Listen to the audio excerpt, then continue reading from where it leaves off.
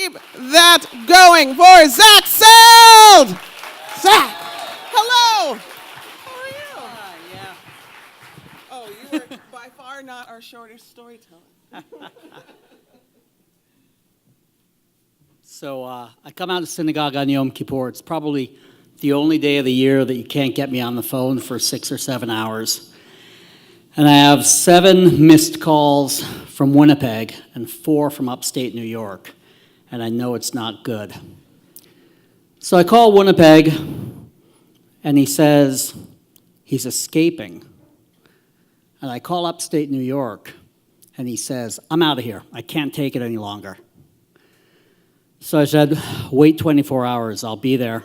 I'll help you get out. I go home, I change, I get in the car, and I start driving towards Albany.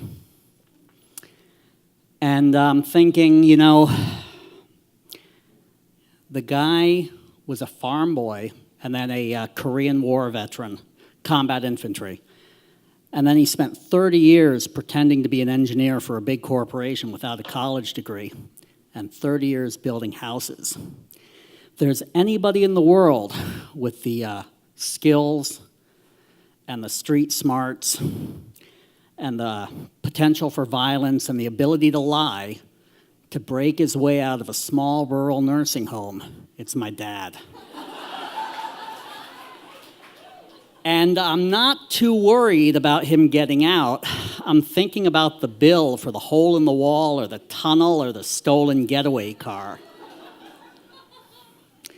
So I get there the next morning, and I take him out for a beer.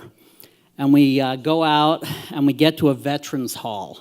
And I don't know if you've ever seen a veterans hall, but imagine a plywood box with sawwood floor and a tin roof where they sell 50-cent beers and dollar shots.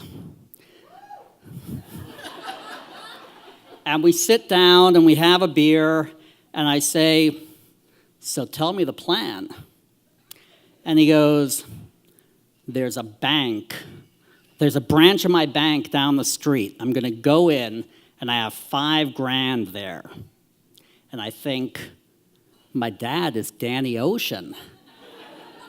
Is like Sammy and Dino, are they going to take part in this caper? And he goes, I'm going to take out my money, and then I'm going to go, there's a car lot next to the bank, and I'm going to buy a car, and I'm going to drive into Albany.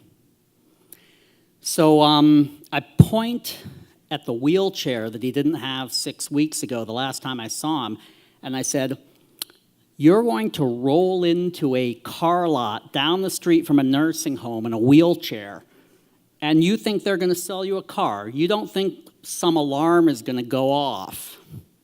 They're not going to think maybe this guy shouldn't be driving.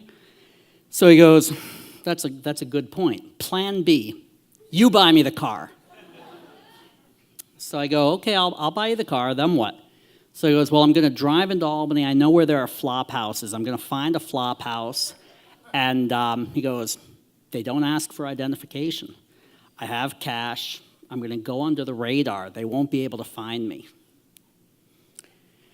So I point at the 50-pound, 5-foot oxygen tank that he didn't have 6 weeks ago.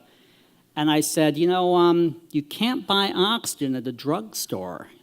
What happens when you run out? So he says, I don't really need it. I don't know why they make me wear this. I go, okay. And I reach over and I turn off his oxygen. And I said, so why do you want to get out? And he says, when I was living by myself, I'd go every day and I'd have a beer with my friends. And I can't do that anymore. So I pull out $45 bills I had picked up, and I give them to him. I say, you can come here whenever you want to the Veterans Hall, take a taxi back. I go, when you run out of money, call me, I'll send you more. Problem solved. I said, what else? Why else aren't you happy? And he goes, well, I used to get a haircut every 2 weeks. Now I feel all shaggy. So I said, there's a barber shop in the nursing home, and I've actually paid for you to get haircuts whenever you want. Get a haircut whenever you want. Just go in, tell them your name. So he goes, okay. He goes, can I have my oxygen back? So I reach over and I turn on his oxygen. He goes, goes, yeah, I guess I do need the oxygen. I said, okay. I said, I'll tell you what. We're going into the fall. It's going to be cold. You don't want to escape in the winter. That's a rough time. I said, I'll tell you what. In the spring, if you still want to escape, I'll come back. I'll break you out. And I'll take you into Albany. I'll find you a flop house. I said, I'll get you out of that place in the spring if you still want to. So he goes, okay, I guess that's a plan. Thank you. So I took him out for lunch. I bought him some new clothes he needed. I took him back to the home. And sure enough, if he had still wanted to break out in the spring, I would have come back and broken him out. But it was a moot point because by the spring, he wasn't there anymore.